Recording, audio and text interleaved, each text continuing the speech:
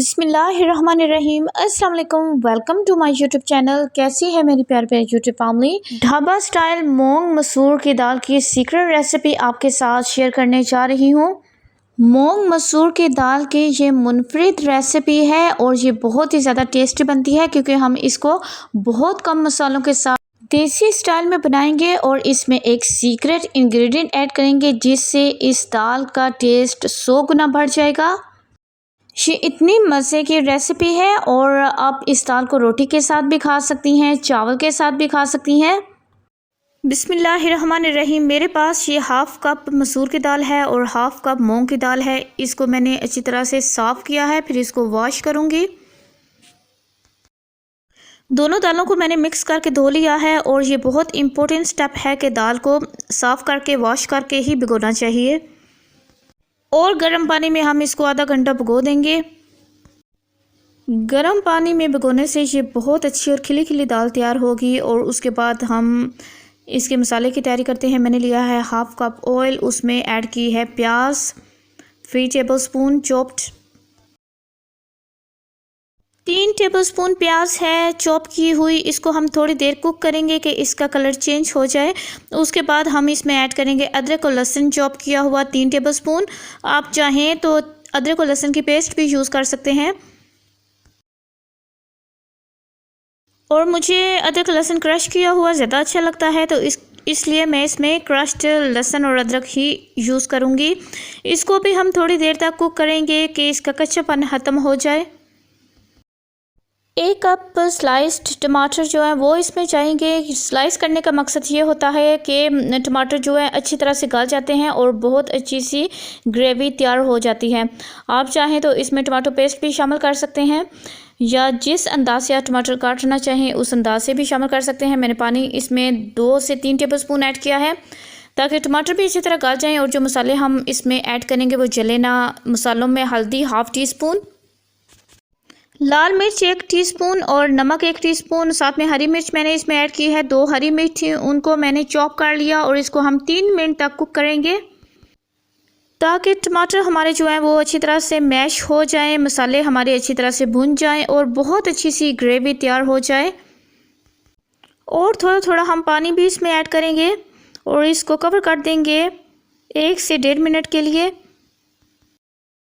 जी तो देखिए हमारे टमाटर जो है वो मैश हो चुके हैं और हमारा मसाला जो है वो अच्छी तरह से भुन चुका है।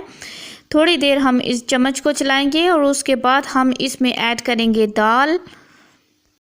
ये इसकी बेसिक ट्रिक है कि दाल को हम मसाले के साथ 2 से 3 मिनट तक भूनेंगे। इसका फ़ायदा ये होगा कि दाल में एक अच्छा सा टेस्ट डेवलप होगा और दाल पकाने के बाद बिल्कुल घुल नहीं जाएगी, बल्कि दाल का टेक्सचर भी अच्छा होगा, दाल की लुक भी अच्छी होगी और खाने में भी बहुत मज़ेदार होगी। यही फ़र्क होता है कि घर में आम पकाई जाने वाली दाल में और होटलों की दाल में। होटलों में जो दाल तैयार की जाती है उसकी ये सीक्रेट रेसिपी है। अभी हमने इसमें ऐड किया है 1 टीस्पून भुना कुटा ज़ीरा, जिससे दाल का टेस्ट बहुत अच्छा हो जाएगा और साथ में इसमें बहुत अच्छी सी खुशबू भी आने लगेगी। और दाल को हम 2 से 3 मिनट तक अच्छी तरह भूनेंगे कि इसका ऑयल सेपरेट हो जाए, ऑयल ऊपर आना शुरू हो जाए।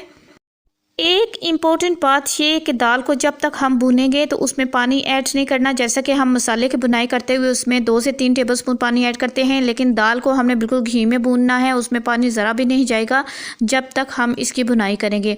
अभी हमने इसमें पानी ऐड किया है दाल को गलाने के लिए, क्योंकि हमारी दाल को भूनते हुए 2 से 3 मिनट हो चुके हैं। और पानी मैंने इसमें ऐड किया है 1 गिलास, यानी कि 1.5 कप के करीब इसमें पानी जाएगा। और पानी इसमें ऐड करने के बाद हम दाल को कवर कर देंगे ताकि दाल अच्छी तरह से टेंडर हो जाए और गल जाए। अभी हमें 10 से 12 मिनट हो चुके हैं। लिड मैंने रिमूव की है। दाल हमारी बहुत अच्छी तरह से गल चुकी है और बहुत अच्छी दाल की लुक आ रही है, खुशबू भी बहुत अच्छी आ रही है। अभी हम इसमें ऐड करेंगे 1 टीस्पून गरम मसाला, जो कि हमेशा एंड में ऐड करना चाहिए। स्टार्ट में गरम मसाला ऐड करने से ना सालन काला हो जाता है, दाल काली हो जाती है। जो भी रेसिपी तैयार की जाए उसका कलर जो है वो डल हो जाता है, इसलिए गरम मसाला हमेशा से एंड में, लास्ट में डालना चाहिए। बहुत मज़ेदार सी, बहुत टेस्टी सी, झटपट हमारी दाल रेडी हो चुकी है। अभी हम इसको डिश आउट करेंगे और गार्निश करेंगे। आपने देखा कि ना ही हमने इसमें लंबे चौड़े मसाले ऐड किए हैं, ना ही इसके कोई लंबे चौड़े स्टेप्स थे कि इलादा से तड़का लगाना है या कोई स्टेप्स करने हैं, बल्कि हमने एक साथ ही तड़के पे दाल की बुनाई करके और उसको हमने पका लिया है। और जितनी खूबसूरत दाल की लुक आ रही है, इससे कई गुना ज़्यादा इसका मज़े का टेस्ट है। यकीन कीजिए और आप इस रेसिपी को ज़रूर ट्राई कीजिएगा। खाने वाले उंगलियां भी चाट लेंगे जब आप ये मज़ेदार सी दाल पका के उनके सामने रखेंगे और हर कोई आपसे इस मज़ेदार सी दाल की रेसिपी पूछेगा। तो अगर अभी तक आपने मेरे चैनल को सब्सक्राइब नहीं किया तो जल्दी से मेरे चैनल को सब्सक्राइब कर दें और साथ में बेल का बटन ज़रूर हिट करें ताकि तमाम नोटिफिकेशन आप तक पहुंच सके। फ्यूचर में बहुत अच्छी वीडियोस आपके साथ शेयर करने वाली हूं और तमाम वीडियोस आप तक पहुंच सके। तो अपना बहुत सा ख्याल रखिएगा और मुझे भी दुआओं में याद रखिएगा। फ़ी अमान अल्लाह, अल्लाह हाफिज़।